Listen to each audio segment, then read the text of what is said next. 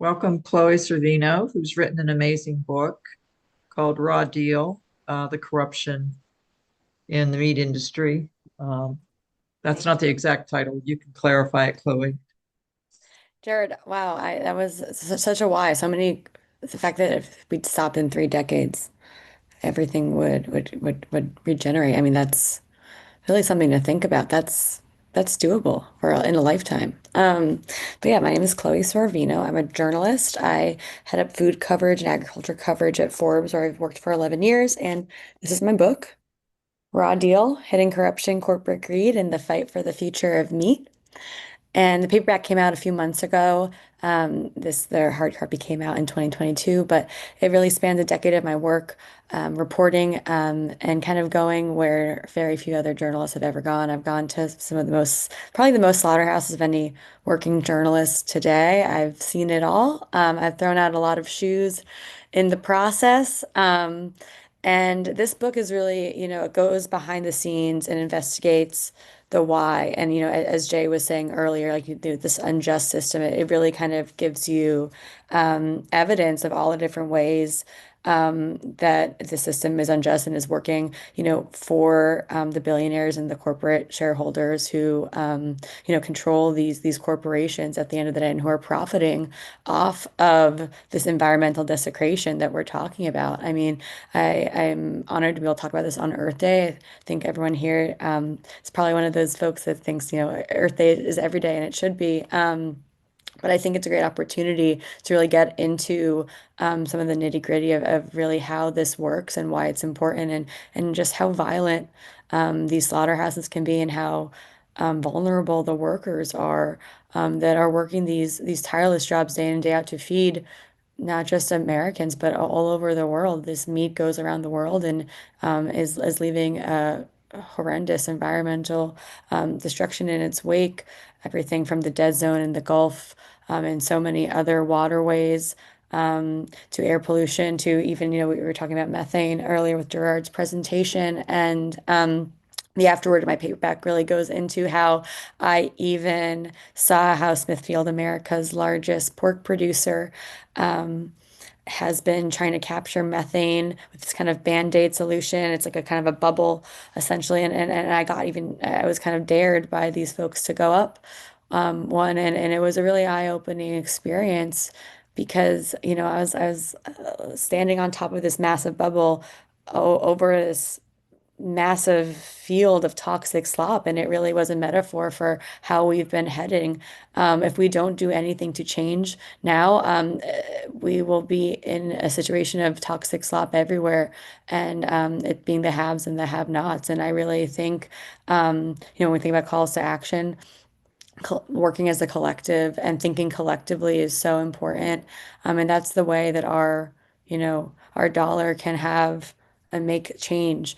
The kind of one of the points of this book is that, I've talked with all the meat billionaires. I've been to their slaughterhouses. They aren't going to save us. In fact, they're the ones who are profiting off of this and not slowing down meat production, especially in the face of consumer shifting demand and shifting needs and wants and desires for more. But I think there's actually kind of a freedom in that because once you realize that, billionaires and a handful of corporations are controlling what we have access to in the first place, and that kind of voting with your dollars is in a lot of ways a false messiah. You then can realize that, if we are supporting, we obviously all have to eat, we all have to buy food, we have to source food. And so there are ways to think collectively and think community. And that is the way to make that $1, your $1, actually make change and make an impact in a situation. Because, my dollar and a billionaire's dollar are never going to be the same. They're never going to have the same power. And it's important, I think, we recognize those systems where we're trying to make change. But so kind of with that, I can go into a bit just about the meat industry, how it's gotten so consolidated and where it's going. But so my book goes, back through, 100 years or so of history in the meat industry. And, 100 years ago, the meat industry was nearly as consolidated as it is today. which is kind of crazy to think about because around 100 years ago, there was, the breaking up of the meat packers because they thought it was um, unlawful. Antitrust was a huge problem. Corruption was a huge problem. And that's what we've continued to see today as after 100 years, this industry has reconsolidated so much. And so the beef industry, the top four, when you're thinking about consolidation, I'll say that, the Department of Justice typically says that, if the top four players own 25% of an industry, that's a significantly consolidated industry. So think about that with, in the beef sector, the top four players own 80 to 85% at least. In pork, it's over 70%. And in chicken, it's over 60%. It actually was 50% when I wrote the book originally. And there's been more consolidation. There's consolidation being driven further every day by some of the biggest players in this industry, which include, JBS, Tyson, Smithfield, Cargill, Purdue, Cook Foods, so many others. But those are the main ones we think about. And, this is important because, as we've been talking about this, there's all these different ways that these corporations have fought politically and spent millions and millions of dollars to make the laws and regulations easier on them and make it worse for the communities around production, make it worse for all of us eaters, make it worse for public health, for the environment around production and just across the globe. And so there's that, but there's also so much more. And so we've been as these industries have gotten, you know, a lot of consolidation has happened only in the past decade, and it's driven, the current outbreak of avian flu, egg prices rising, and so many other, really important impacts that people are feeling right now because people are hurting everywhere. Prices are through the roof for protein, but at the same time, many people are being pushed to consume more and more protein. It's these high protein trend, these diets have really, given the Tyson and JBSs of the world kind of a reason to say, no, we have to keep growing meat production. The meat demand is growing, and that's like one of these big industry kind of lies that I think consumers have to try to push back on.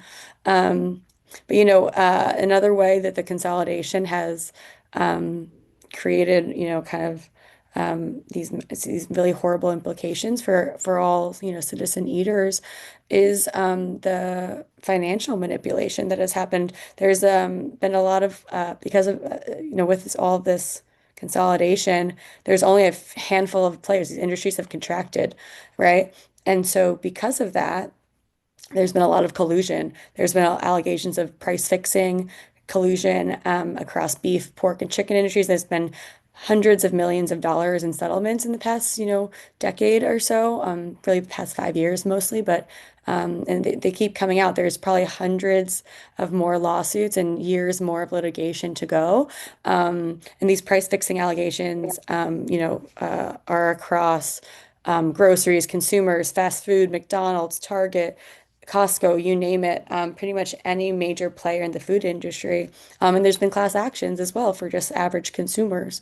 But one of the things that my book went to, which was shocking and horrifying to me, was the financial manipulation of workers and how this consolidation has driven literal subjugation and collusion around workers and benefits and salaries and wages and time off, healthcare, all these sorts of extremely important things. And again, just to take a pause here, these workers are some of the most vulnerable in this country, and they're doing some of the most dangerous jobs in this country.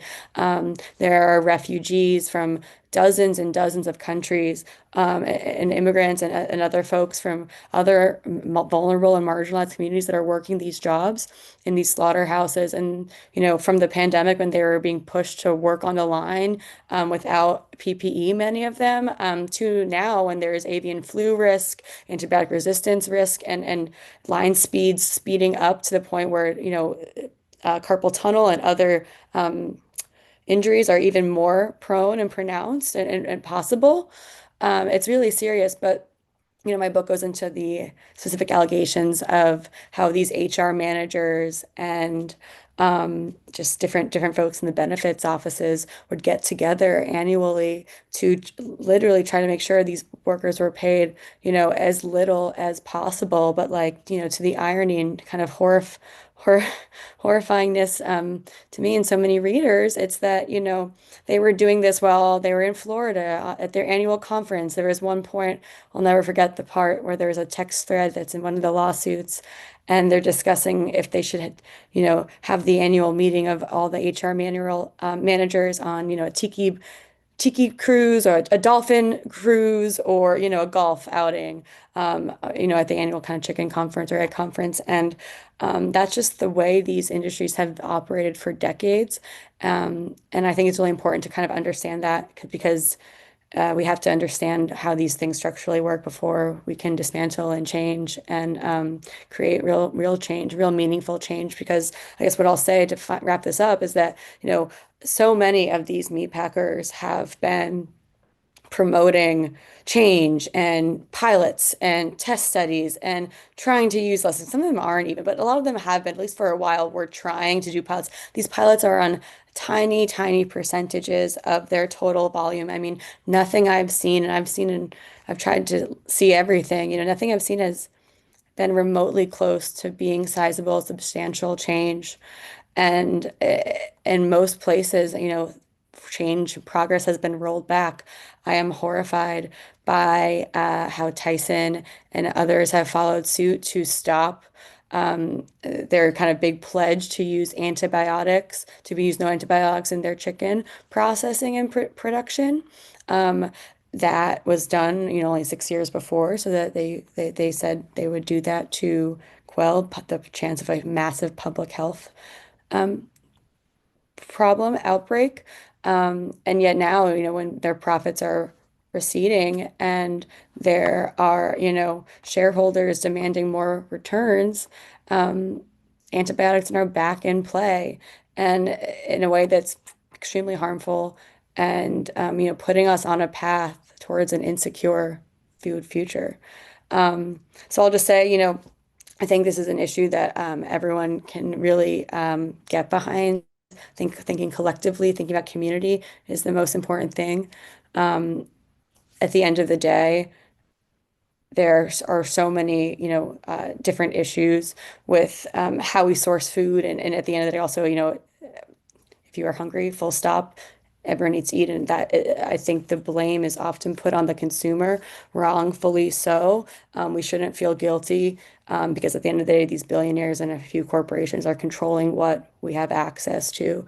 And I think just to end on a call to action, I've loved everything that was said already. And one thing I like to add is that, as citizen eaters, we can really make change. One, if you're excited about this, if you want to take that in your own hands and get on the ground floor of that, one way to make change very quickly is to think about institutions like public schools, hospitals, nursing homes, facilities that use public funding to source food. And one way would be to run for a local school board and try to make change in your local district with your local school kids and hopefully make that budget used to support a re-regionalized food system with healthy vegetables, sustainable vegetables, legumes, tubers, things that are regionally based. Because at the end of the day, it's going to be the regional community-based organizations that are there to save us, um,